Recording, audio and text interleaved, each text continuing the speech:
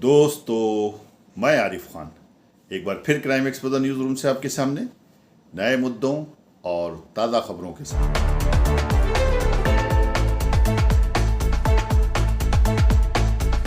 दोस्तों, वैसे तो समाज में अनेक बुराइयां फैली हुई हैं, लेकिन नशा जो है वो समाज के लिए बुराई नहीं बल्कि एक अभिशाप। आजकल नशे के बढ़ते चलन ने हमारी युवा पीढ़ी को बर्बाद कर दिया है। खुदा न खास्ता किसी परिवार का अगर कोई बच्चा नशे में पड़ जाए तो समझ लीजिए कि उस परिवार की बर्बादी निश्चित है, यकीनी है। और जो बच्चे इस लानत में मुब्तला हैं या इस शौक़ का शिकार हैं, जो नशे के शौक़ का शिकार हैं, जो नशा करते हैं, उनके परिवारजन किस प्रकार से अपना जीवन व्यतीत कर रहे हैं, या किस प्रकार की कठिनाइयाँ उठा रहे हैं, किस प्रकार की तकलीफ़ें उठा रहे हैं, अगर आप उनसे मिलेंगे तो आपकी आंखों में आंसू आ जाएंगे। इसलिए इस लानत को और नशे की इस बुराई को जड़ से ख़त्म होना चाहिए। अब तक क्यों नहीं हो रहा है? इतने बड़े देश में इतनी बड़ी सरकार, इतनी ताकतवर सरकार, जो सरकार जो जब चाहे कर सकती है। जब हम विश्व गुरु बनने का सपना देखते हैं और विश्व गुरु बनने जा भी रहे हैं, तो क्या हम अपने देश को नशा मुक्त नहीं बना सकते हैं? ज़रूर बना सकते हैं, लेकिन सरकार की दिलचस्पी उसमें होना चाहिए। क्योंकि जो लोग नशा करते हैं, जो युवा नशा करते हैं, वो आता कहाँ से है? मार्केट में आता है। और मार्केट में कौन लेके आता है? मार्केट में वो लोग लेके आते हैं जो पैसे के लालची लोग हैं। चंद सिक्के कमाने के लिए युवाओं के भविष्य से खेल रहे हैं, देश के भविष्य से खेल रहे हैं, समाज के साथ में खेल रहे हैं। इसलिए वो चोरी छुपे या जैसे भी कहिए, ये नशे को मार्केट में अवेलेबल कराते हैं, मार्केट में पहुंचाते हैं, और मार्केट वाले उन युवाओं तक पहुंचाते हैं जो इसके आदी हो चुके हैं। यदि इसकी कमर वहाँ से तोड़ दी जाए, जो इसके स्मगलर्स हैं या जो इसको भेजने वाले हैं, जो इसको बेचने वाले हैं, तो जाहिर सी बात है कि ये नशा मार्केट में नहीं आएगा, और जब नहीं आएगा तो फिर युवाओं तक भी नहीं पहुँचेगा। लेकिन वो जो कहते हैं ना कि बिल्ली के गले में घंटी कौन बांधेगा, इसलिए हर काम को करने के लिए सबसे पहले आपकी नीयत साफ़ होना चाहिए। अगर आप चाहें, सरकार चाहे कि देश हमारा नशा मुक्त हो जाए, तो ज़रूर हो जाएगा।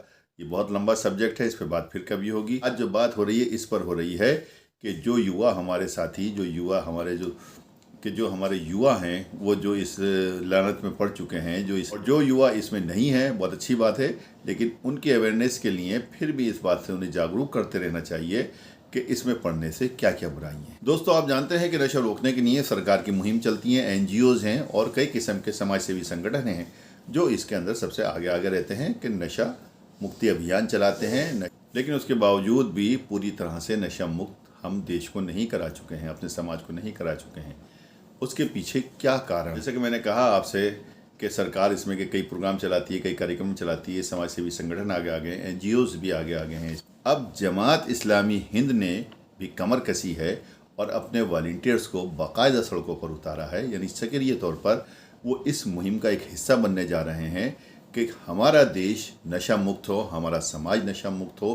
क्योंकि नशे की जो बुराइयां हैं वो अगर गिनाई जाए तो बहुत लंबी चौड़ी उसकी एक लिस्ट है। इसलिए इतना कुछ कहा और बोला जा सकता है कि आप और हम सुनते सुनते थक जाएंगे, लेकिन ख़ास बात यही है कि ये बर्बादी की एक निशानी है। इसलिए जमात इस्लामी हिंद के वॉलंटियर सब सड़कों पर हैं। इसी को लेकर के उन्होंने एक प्रेस कॉन्फ्रेंस की थी। इसके आयोजक हसन नदवी और उनके साथी थे। उन्होंने साफ तौर पर कहा कि सरकार नशा रोकने के लिए कोई संजीदा कदम नहीं उठा रही है।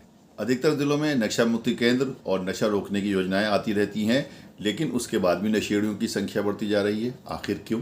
अब जमात इस्लामी हिंद वालों का कहना है कि ऐसी विषम परिस्थितियों में बुद्धिजीवियों का और समाज के जिम्मेदार नागरिकों की ये जिम्मेदारी बनती है कि वो आगे आएँ और अपने स्तर से व्यापक काम करें, बड़े बुराई को रोकने के लिए अपनी जिम्मेदारी निभाते हुए खूब काम करें। जमात इस्लामी हिंद, आप जानते हैं, चूँकि एक मुस्लिम संगठन है और इस्लाम में नशे का दृष्टिकोण बिल्कुल साफ है। इस्लाम में इसकी कोई जगह नहीं है कि कोई नशा करने वाला अगर अपने आप को ये कहे कि मैं मुसलमान हूँ या इस्लाम ने इस बात की इजाज़त दी है, तो बिल्कुल गलत है।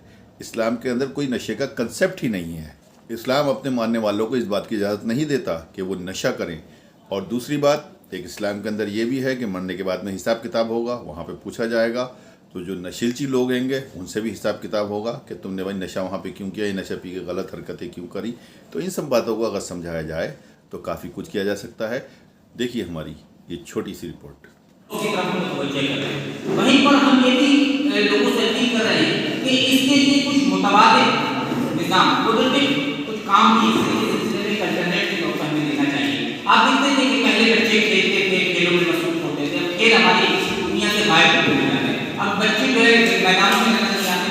आज उनसे लोग खास तो हमारा मानना ये है कि बच्चों के सामने, नौजवानों के सामने इस सेंटर का उनकी स्किल को।